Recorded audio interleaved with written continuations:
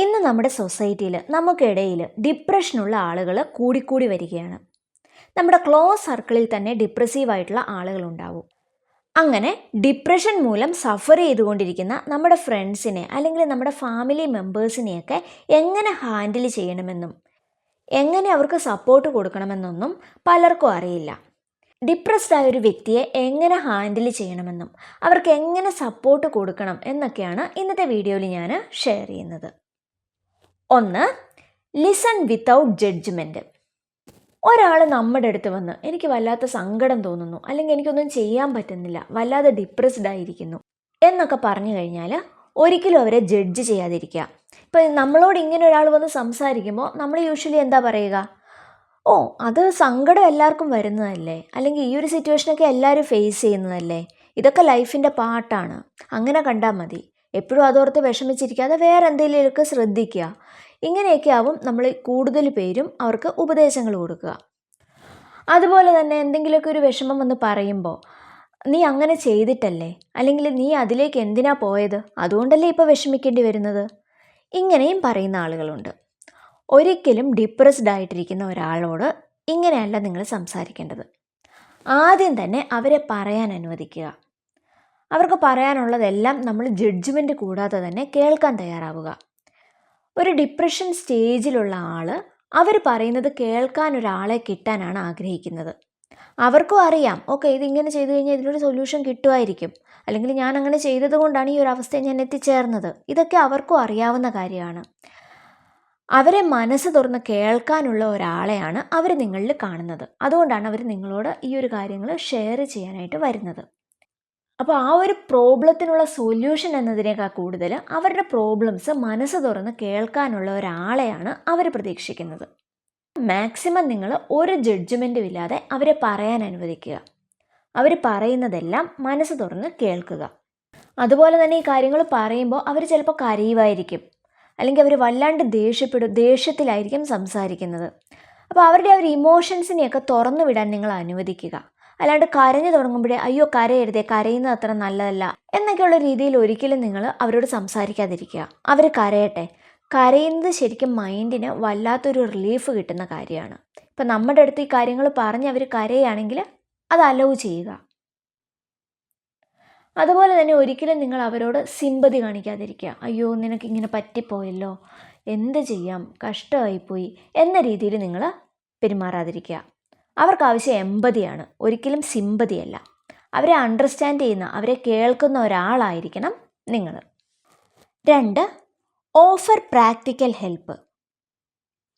Depressed ആയിട്ടിരിക്കുന്ന ആളുകൾക്ക് അവരുടെ ഡെയിലി ടാസ്ക് പോലും ചെയ്യാനായിട്ട് നല്ല ബുദ്ധിമുട്ടായിരിക്കും. ഈവൻ കുക്കിംഗ് ആണെങ്കിലും ക്ലീനിങ് ആണെങ്കിലും കുട്ടികളെ നോക്കുന്ന കാര്യമാണെങ്കിലും എന്ത് കാര്യമാണെങ്കിലും അവർക്കത് ഫുൾ കോൺസെൻട്രേഷനിൽ ചെയ്യാനായിട്ട് നല്ല ബുദ്ധിമുട്ടായിരിക്കും. ഇപ്പോൾ അവരുടെ വീടൊക്കെ കണ്ടു കഴിഞ്ഞാൽ, അല്ലെങ്കിൽ അവരുടെ റൂമൊക്കെ കണ്ടു കഴിയുമ്പോൾ തന്നെ നമുക്ക് മനസ്സിലാകും എല്ലാം വലിച്ചു വാരിയിട്ടിരിക്കുകയായിരിക്കും. എന്നാൽ ഡിപ്രസ്ഡ് ആയ എല്ലാ ആളുകളും ഇങ്ങനെയാണെന്ന് ഞാൻ പറയുന്നില്ല. ഡിപ്രഷനിലിരിക്കുന്ന ആളുകൾ എല്ലാം നല്ല നീറ്റായിട്ട് ഹാൻഡിൽ ചെയ്യുന്ന ആളുകളും ഉണ്ടാവാം.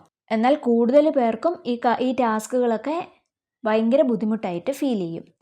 അപ്പോൾ അവരെ അവരുടെ ഡെയിലി ആക്ടിവിറ്റീസ് അല്ലെങ്കിൽ ഡെയിലി ചെയ്യേണ്ട ടാസ്കിലൊക്കെ നമുക്ക് ഹെൽപ്പ് ചെയ്യാം. അപ്പോൾ നമ്മുടെ വീട്ടിലുള്ള ഒരാൾ ഡിപ്രഷൻ ഫേസ് ചെയ്യുന്നുണ്ടെങ്കിൽ അവരുടെ റൂമൊക്കെ ഒന്ന് ക്ലീൻ ചെയ്ത് കൊടുക്കാം, അല്ലെങ്കിൽ അവർക്ക് ഡെയിലി ചെയ്യേണ്ട കാര്യങ്ങളിൽ കുക്കിംഗ് ആണെങ്കിൽ അതിൽ, അല്ലെങ്കിൽ കുട്ടികളെ നോക്കുന്ന കാര്യങ്ങളാണെങ്കിൽ അതിൽ ഒക്കെ നമുക്ക് പറ്റുന്നത് പോലെ ഹെൽപ്പ് ചെയ്യാം. അതുപോലെ തന്നെ അവരുടെ മൂഡൊന്ന് ലിഫ്റ്റ് ചെയ്യാനായിട്ട് ഉള്ള ആക്ടിവിറ്റീസ് നമുക്ക് സജസ്റ്റ് ചെയ്യാം.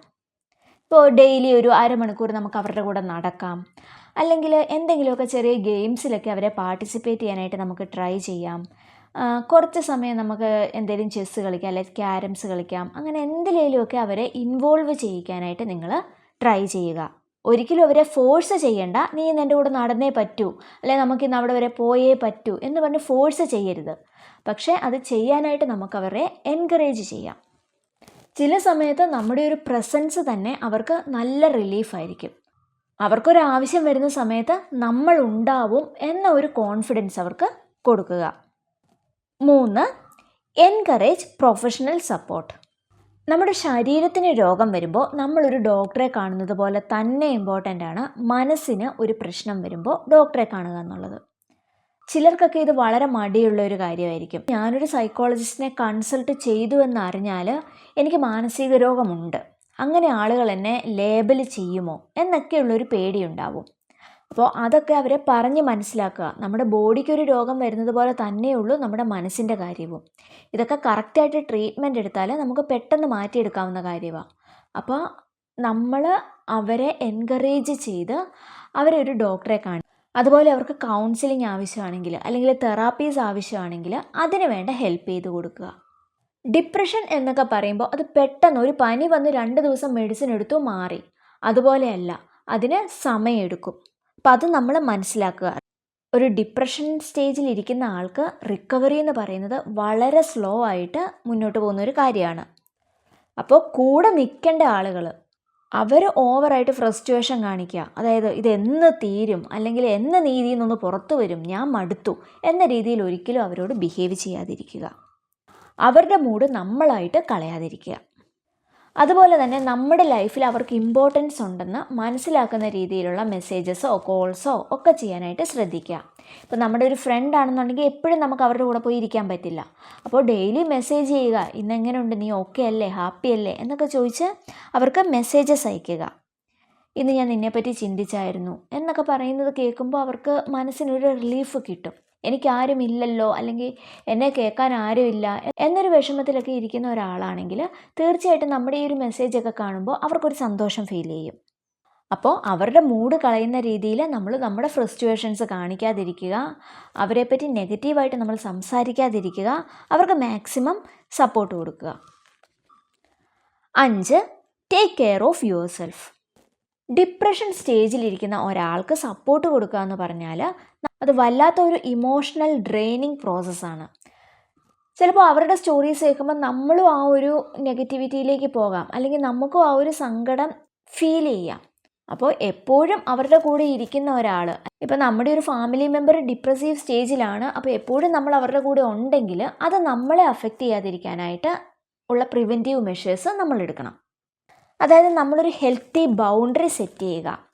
അവരുടെ എല്ലാ കാര്യങ്ങളും നമ്മൾ കേൾക്കണം, അതെല്ലാം പേഴ്സണലി നമ്മൾ എടുക്കരുത്. ഇപ്പോൾ ഡിപ്രഷനുള്ള ഒരാൾ പെട്ടെന്ന് ദേഷ്യപ്പെട്ടേക്കാം, അവർ നമ്മുടെ അടുത്ത് ദേഷ്യപ്പെടുന്നത് നമ്മളോടുള്ള ദേഷ്യം കൊണ്ടല്ല എന്ന് നമ്മൾ മനസ്സിലാക്കുക. ഓക്കെ, അവരുടെ ആ ഒരു സ്റ്റേജ് കൊണ്ട് അവർ ദേഷ്യപ്പെടുന്നതാണ്, അതൊരിക്കലും നിങ്ങൾ പേഴ്സണലി എടുക്കാതിരിക്കുക.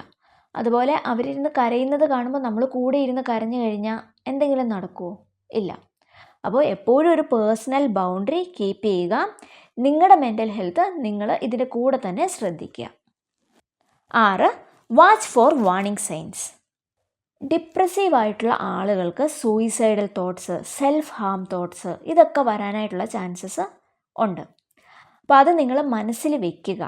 ഇവരെപ്പോഴെങ്കിലും നമ്മളോട് സംസാരിക്കുമ്പം സ്വയം മുറിവേൽപ്പിക്കുന്നത്, അല്ലെങ്കിൽ ഒരു ഹോപ്പും ഇല്ല, എനിക്ക് ലൈഫിനെ പറ്റി ഒരു ഹോപ്പും ഇല്ല, ഇങ്ങനെ ജീവിച്ചിട്ട് എന്താ കാര്യം, ഇങ്ങനെയൊക്കെ നമ്മളോട് സംസാരിക്കുകയാണെങ്കിൽ, അല്ലെങ്കിൽ സൂയിസൈഡിനെ പറ്റി കൂടുതൽ കാര്യങ്ങൾ അന്വേഷിക്കുക, അങ്ങനെയുള്ള കാര്യങ്ങളൊക്കെ ഇവർ സെർച്ച് ചെയ്യുന്നു, അങ്ങനെ എന്തെങ്കിലും കണ്ടു കഴിഞ്ഞാൽ അത് സീരിയസ് ആയിട്ട് തന്നെ എടുക്കുക. കാരണം സൂയിസൈഡിൻ്റെ ഒരു മെയിൻ റീസൺ ഡിപ്രഷൻ ആവാം. അപ്പോൾ ഡിപ്രഷനുള്ള ആളുകൾ സൂയിസൈഡ് ചെയ്യാനായിട്ടുള്ള ചാൻസസ് ഉണ്ട്. അപ്പോൾ അവർ സംസാരിക്കുന്ന രീതി, അവരെന്താണ് പറയുന്നത്, അവരിങ്ങനെ സെൽഫ് ഹാം അല്ലെങ്കിൽ എനിക്കിനി ജീവിക്കണ്ട അങ്ങനെയുള്ള രീതിയിലൊക്കെ സംസാരിക്കുകയാണെങ്കിൽ നമ്മൾ ഇമ്മീഡിയറ്റ് ആയിട്ട് ഹെൽപ്പ് എടുക്കാനായിട്ട് ശ്രദ്ധിക്കുക. ഇപ്പോൾ പോസ്റ്റ് പാർട്ടം ഡിപ്രഷനൊക്കെ ഉള്ള അമ്മമാരാണെങ്കിൽ അവർ കുഞ്ഞുങ്ങളെ എനിക്കിഷ്ടമല്ല, അല്ലെങ്കിൽ എനിക്കിതിനെ കാണുമ്പോൾ കൊല്ലാൻ തോന്നുന്നു, എനിക്ക് മരിക്കാൻ തോന്നുന്നു, ഇങ്ങനെയൊക്കെ പറഞ്ഞാൽ അത് ഒരിക്കലും സിമ്പിളായിട്ട് എടുക്കരുത്. ഉടൻ തന്നെ മെഡിക്കൽ ഹെൽപ്പ് തേടുക. എങ്കിൽ മാത്രമേ നിങ്ങൾക്ക് അവരെ ആ ഒരു സിറ്റുവേഷനിൽ നിന്ന് രക്ഷിച്ചെടുക്കാനായിട്ട് പറ്റൂ. 7. Try to understand them. ഇപ്പോൾ ഏതൊരു റിലേഷൻഷിപ്പിലാണെങ്കിലും അണ്ടർസ്റ്റാൻഡിങ് വളരെ ഇമ്പോർട്ടൻ്റ് ആണ്. ഡിപ്രഷനിലുള്ള ഒരു പേഴ്സൻ്റെ മനസ്സിൽ എപ്പോഴും വരുന്ന ഒരു ചിന്ത, എന്നെ ആരും മനസ്സിലാക്കുന്നില്ല, എന്നെ ആർക്കും വേണ്ട, ഞാൻ പറയുന്നത് ആരും കാര്യമായിട്ട് എടുക്കുന്നില്ല, ഇങ്ങനെയൊക്കെ ആവും. അവരെ അണ്ടർസ്റ്റാൻഡ് ചെയ്യുന്ന ഒരാൾ അവരുടെ കൂടെയുണ്ട് എന്നൊരു തോന്നൽ തന്നെ അവർക്ക് വലിയൊരു ആശ്വാസമായിരിക്കും. അവർക്കൊരിക്കലും ഉപദേശമല്ല വേണ്ടത്, നീ ഇങ്ങനെ ചെയ്യുക, ഇങ്ങനെ ചെയ്താൽ നീ ശരിയാവും, ഇങ്ങനെ ചെയ്താൽ നിൻ്റെ വിഷമം മാറും, നീ പോയി മെഡിറ്റേറ്റ് ചെയ്യുക. ഈ ഒരു ഉപദേശമൊന്നുമല്ല ഒരിക്കലും ഡിപ്രസീവ് സ്റ്റേജിലിരിക്കുന്ന ഒരാൾക്ക് വേണ്ടത്. നമ്മൾ പേഷ്യൻ്റ് ആയിട്ടിരിക്കുക. അതുപോലെ തന്നെ അവർക്ക് വേണ്ട ഹെൽപ്പ് ചെയ്തു കൊടുക്കുക, അവർ പറയുന്നത് കേൾക്കുക. അതുപോലെ ചില സമയത്ത് ഇവർക്ക് ആരോട് സംസാരിക്കാനായിട്ട് യാതൊരു താല്പര്യവും ഉണ്ടാവില്ല. ആ ഒരു സമയത്ത് ഒരിക്കലും നിങ്ങൾ ഫോഴ്സ് ചെയ്യാതിരിക്കുക. നീ കുറച്ച് സമയം മനസ്സ് തുറന്ന് സംസാരിക്കുക, അപ്പം നീ ഓക്കെ ആവും. ഇങ്ങനെയൊന്നും പോയി ഒരിക്കലും ഡിപ്രഷനുള്ള ഒരാളോട് പറയാതിരിക്കുക.